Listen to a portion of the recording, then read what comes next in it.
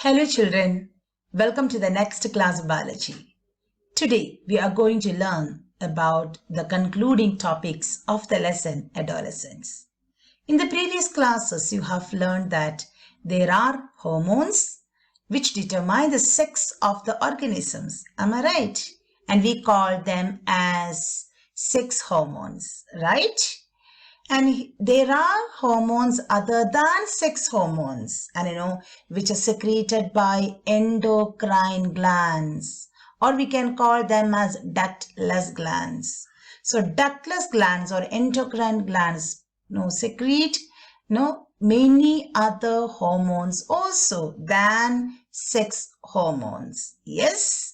And let us see some of the endocrine glands and its secretion. And before that, you should know that endocrine glands have no duct. So we call them as ductless glands, and endocrine glands secrete hormones. There are other types of glands which is having duct. We call them as exocrine gland. Exocrine glands secrete enzymes. Okay. So I told you there are many different types of endocrine glands in our body. Let's see a few of them. The main important, the endocrine gland is the pituitary, the master gland, and it's the one which produces growth hormone. The growth hormone secreted by the pituitary gland, it regulates the growth of the individual, and it also controls all other glands. So we call the pituitary as the master gland. The next one is the thyroid, which is there in the neck region, thyroid gland. Thyroid gland secretes thyroxine.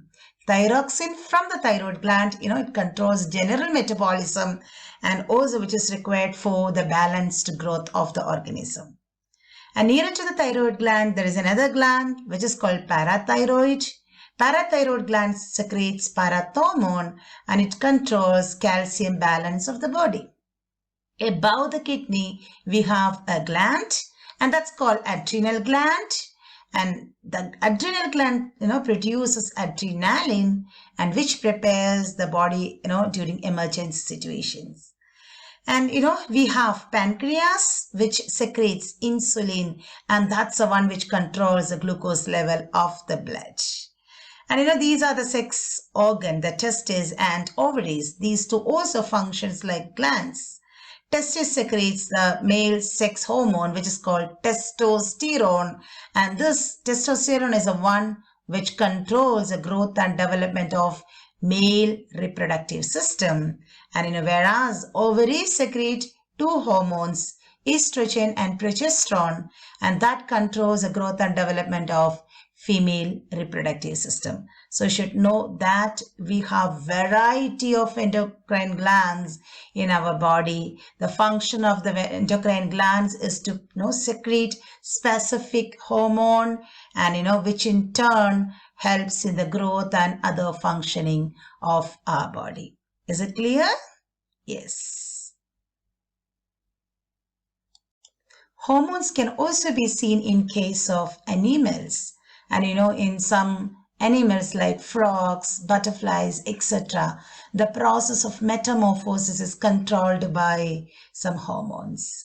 And we have already learned that metamorphosis, they are the sequential changes which occurs in case of some animals like frog and butterflies. And see, in case of insects like butterflies, the metamorphosis is controlled by insect hormones. And whereas in case of frog, the thyroxine controls the process of metamorphosis. Thyroxine is produced by thyroid gland, and for the production of thyroxine from thyroid gland, sufficient amount of iodine is required. And if it's not there, proper amounts of iodine, the entire changes will not take place completely, and the adult frog will not form from the larval stages. So you should know that there are few roles of hormones in case of animals too. Yes. Let's see the last topic of the lesson, that is reproductive health. What is the meaning of the term health? Health is the complete well-being of an individual, which includes physical, mental, as well as social. Reproductive health is one of the most important aspects of health, and which involves a personal hygiene and proper caring of our body parts, especially reproductive parts, and we should maintain it to be clean in order to become healthy.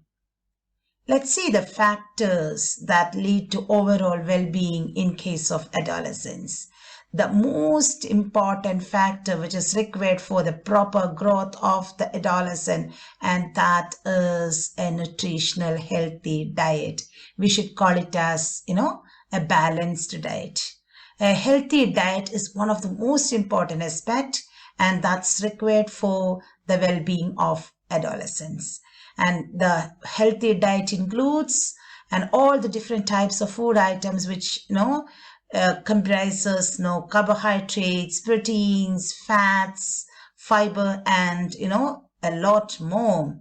A healthy diet that provides all the essential nutrients which is required for the survival and growth of our body organs, and also for its functioning. And a growing adolescent should eat a balanced diet, and which is very much required for the good health of the individual. Okay. The second factor is personal hygiene, and it plays a very important role in maintaining the mental as well as physical well-being of adolescents. Here are a few instructions to be given to maintain personal hygiene, and we should wash our hands properly before and after every meals, and have to trim the nails from time to time, have to take a regular bath, and should maintain every body parts to be clean, and which prevents all the different types of bacterial infection.